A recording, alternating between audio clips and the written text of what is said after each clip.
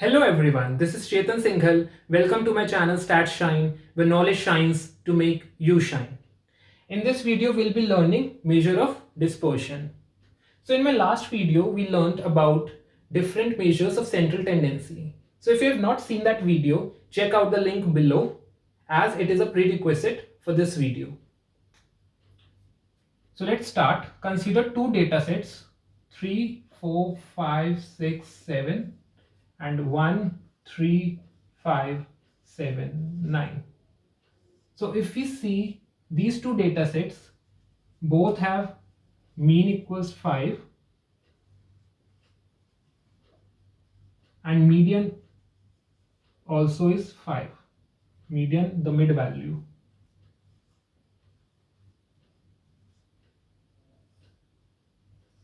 I have explained mean and median in my earlier videos. Please check that out. So now, how can we compare these two data sets? Because they have same measures of central tendency. So here comes the measure of dispersion into the picture. Dispersion means scatterness, how the data is scattered. So if you see, this data is closely packed as compared to this data. This is more scattered. So there is more variation in this data set as compared to this, right? So what's the practical use case of this situation? Suppose in a class we want to compare two students who have same mean and median of marks they have obtained over the year in different exams, right? So this helps to judge the consistency of students.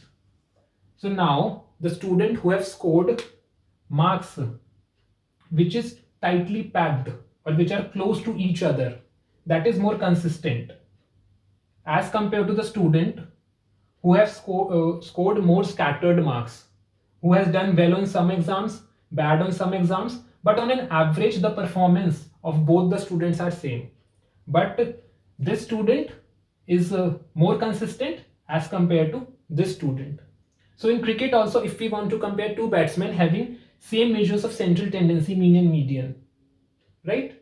So the batsman who is scoring runs which are close to each other is more consistent as compared to the batsman who is scoring more runs in some game, less runs in some game, but on an average it is scoring the same runs as this one, right? So mathematical terms that we use to judge the consistency or to judge the measure of dispersion are mean deviation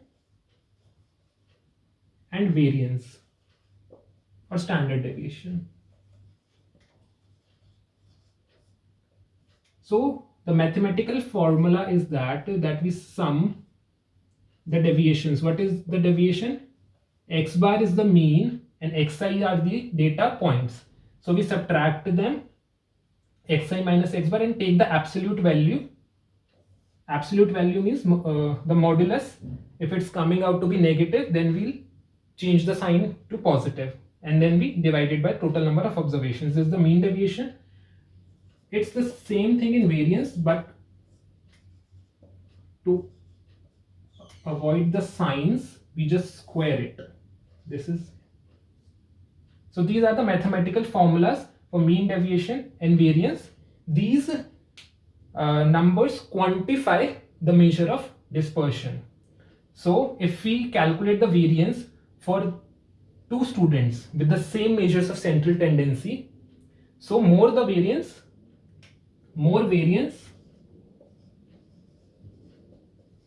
that means less consistent, because there is a lot of variation, there is a lot of scatterness in the data. This is the mostly used measure of dispersion in statistics because of the fact that square function is a nice mathematical function. It has a lot of good properties as compared to the modulus function. We'll learn more about these mathematical formulas in another videos. The motive of this video is to make you clear about the concept, the interpretation, the understanding of the measure of dispersion. So if you like the content and the explanation you understand, please like the video and subscribe my channel. Thank you.